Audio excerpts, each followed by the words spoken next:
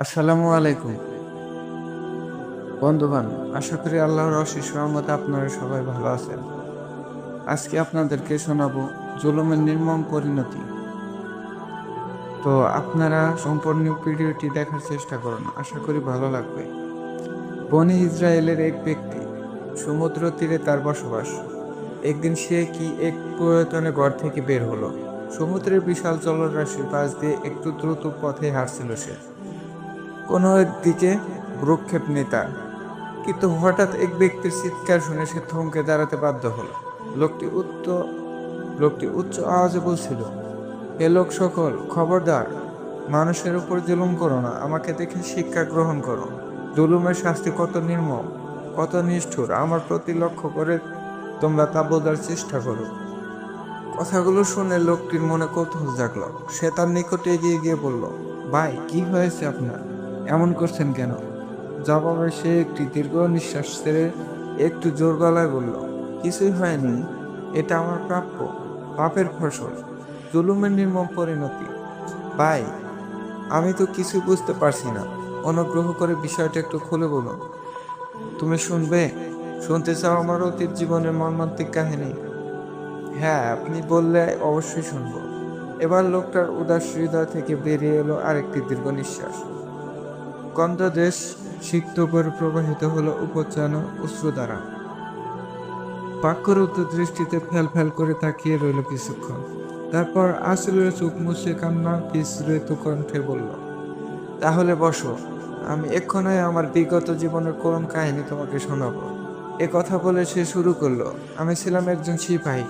সমুদ্রের তীরে হেঁটে হেঁটে প্রাকৃতিক সৌন্দর্য ভোগ করা ছিল আমার প্রিয় শখগুলোর একটি। কঠিন বাস্তবতাও আমাকে এ থেকে বিরত রাখতে পারত না। কোনোদিন সকাল বিকাল দুবার সম্ভব না হলেও একবার তো অবশ্যই যেতাম। বিশাল জলরাশির পর্বত সম উর্মিমালা দেখে দারুণ পুলকিত হতাম। একদিনের ঘটনা, তখন ছিল সূর্যাস্তের সময়। বরাবরের মতো সেদিনও আমি সমুদ্রের তীরে সূর্যাস্তের অলৌকিক শোভা দর্শন করছিলাম। সূর্য যখন একটা বড় থালার মতো টকটকে লাল হয়ে ডুবুতে শুরু করলো, তখন আমার মনে হলো একটা রক্ত গোলাপ যেন ধীরে ধীরে সমুদ্রের মাঝখানে ডুবে যাচ্ছে। তার লাল কিরণ ইচ্ছাটা তাই সমুদ্রের পানিও রক্তের মতো লাল হয়ে গেছে। সে যে কি এক অপূর্ব দৃশ্য, তা যে দেখেছে সে ছাড়া আর কেউ অনুভব করতে পারবে না। আমি সাগরের মাঝে সূর্যাস্তের মনোমুগ্ধকর দৃশ্য অবলম্বন করে বাড়ি ফিরছিলাম।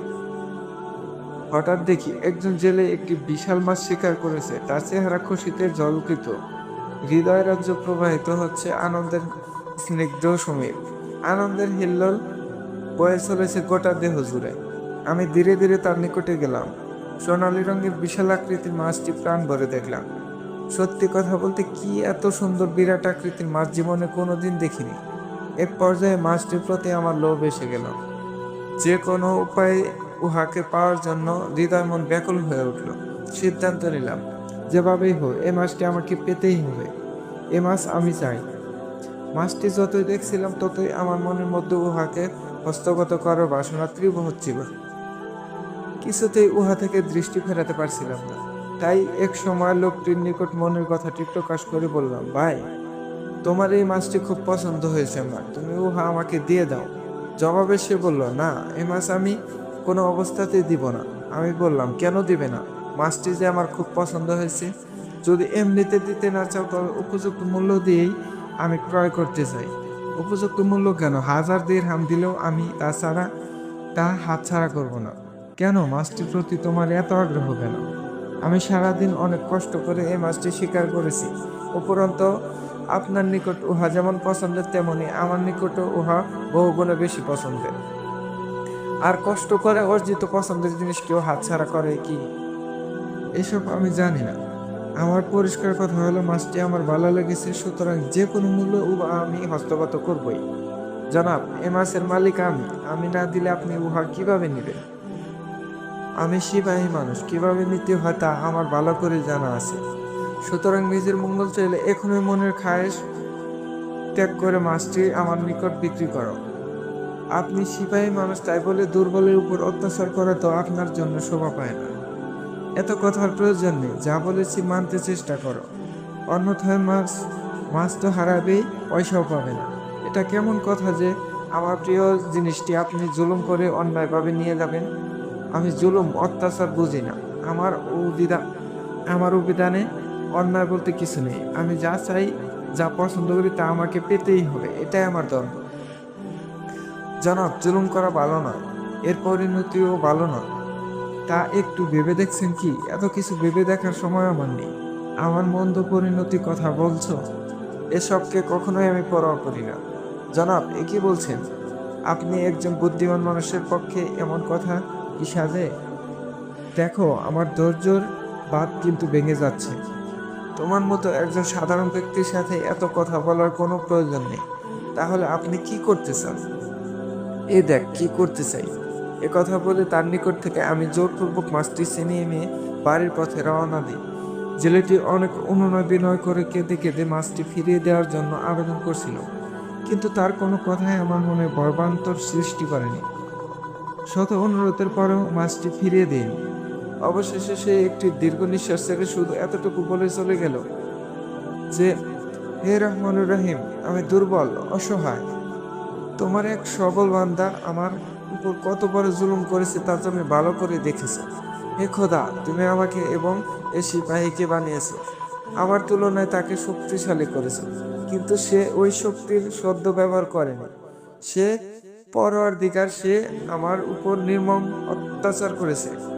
তুমি এ জুলুমের এমন বিচার করো যেন উহা থেকে সকলে শিক্ষা গ্রহণ করতে পারে।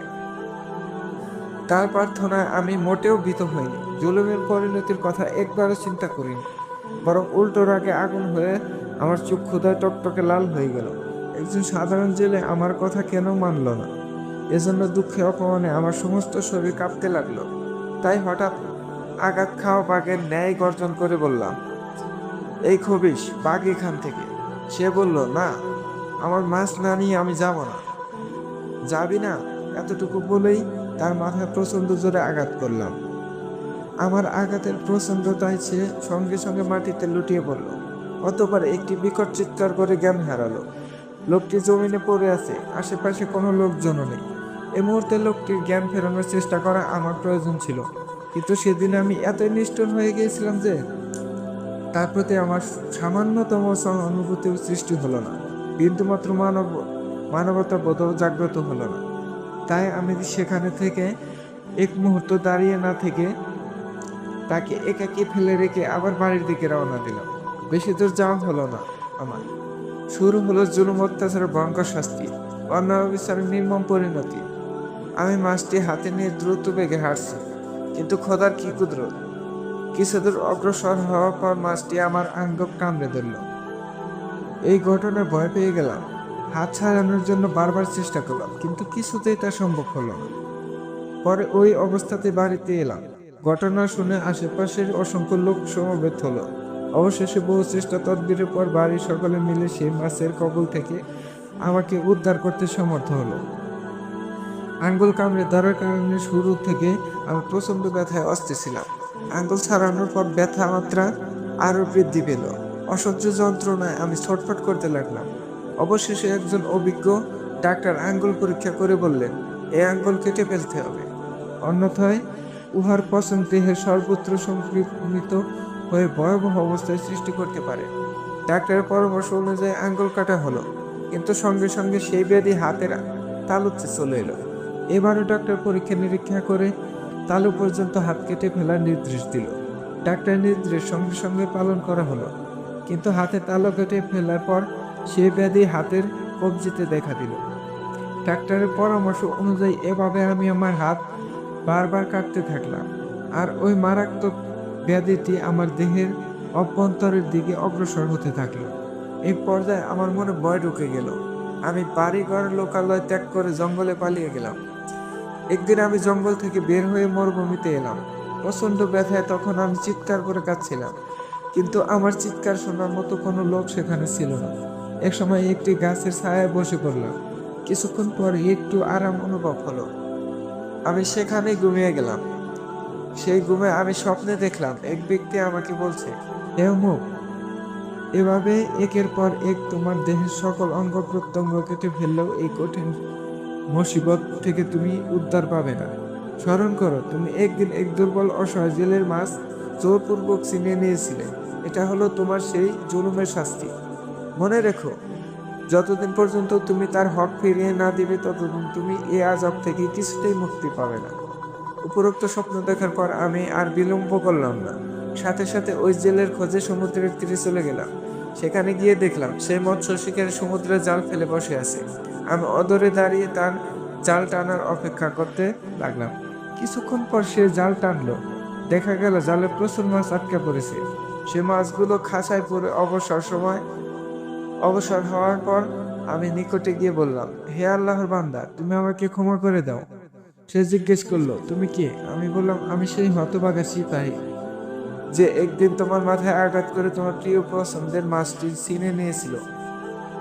অতঃপর আমার হাতটি কাপড়ের নিচ থেকে বের করে বললাম, তোমার উপর জুলুম করার কারণ আল্লাহ আমাকে এ শাস্তি দিয়েছেন। হাতে বীভৎস দৃশ্য দেখা মাত্র বিজলি আহতের ন্যায় লোকটি চমকে উঠল। অতঃপর ক্ষণকাল নিশ্চুপ থাকার পর উচ্চস্বরে বলল, এমন ভয়ানক অবস্থা থেকে আল্লাহ পাক সকলকে হেফাজত করুন। আমি তোমাকে ক্ষমা করে দিলাম। তার কথা শেষ হওয়ার সাথে সাথে হাতের ক্ষতস্থান থেকে একটি পোকা বের হয়ে মাটিতে পড়ে গেল। সে সঙ্গে যাবতীয় ব্যথা বেদনা ও দুর্বিধ হলো। আমি সুস্থ হয়ে বাড়িতে চলে আসতে চাইলে সে আমাকে বলল, দাঁড়ান, আমি আপনার উপর বড় বেইনসাফি করেছি। একটি মাছের জন্য বদদোয়া করেছি, যার ফলে আপনি দীর্ঘ যাতনা ভোগ করেছেন, সীমাহীন কষ্ট সহ্য করেছেন, চিরদিনের জন্য একটি হাত হারিয়েছেন। আসল কথা হলো, জুলুমের শাস্তি যে এত কঠিন হয় এবং এত তাড়াতাড়ি আসে তা আগে আমার জানা ছিল না। যদি জানতাম আপনি এত মারাত্মক ও যন্ত্রণাদায়ক শাস্তির সম্মুখীন হবেন, তবে কখনোই আমি বদদোয়া করতাম না। যাই হোক, যা হবার তা তো হয়েই গেছে। এবার আপনি আমার সাথে বাড়িতে চলুন। এতটুকু বলে সে আমার হাত ধরে বাড়িতে নিয়ে গেল। অথবা ঘরের এক কোণে গিয়ে ছেলেকে বলল, এখানে মাটি খুঁড়।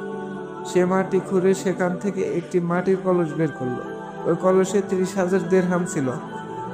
লোকটি উহা থেকে 20,000 দিরহাম আমার হাতে দিয়ে বলল, 10,000 দিরহাম নিজের জন্য রেখে বাকিগুলো আত্মীয় স্বজন ও পাড়া প্রতিবেশীর মধ্যে বিলিয়ে দিবেন।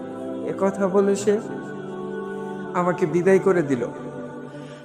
তো বন্ধুবান, জুলুমের শাস্তি কত ভয়ানক তা আমরা আলোচ্য ঘটনায় জানতে পারলাম। উপরন্তু পরকালের মর্মান্তিক শাস্তি তো আছেই।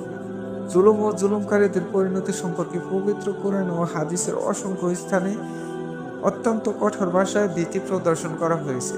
যেমন এক আয়াতে আল্লাহ তাআলা বলেন, সেদিন জালেমদের জন্য কোনো দরদি বন্ধু থাকবে না এবং এমন কোনো সুপারিশকারীও হবে না যার কথা মেনে নেওয়া হবে।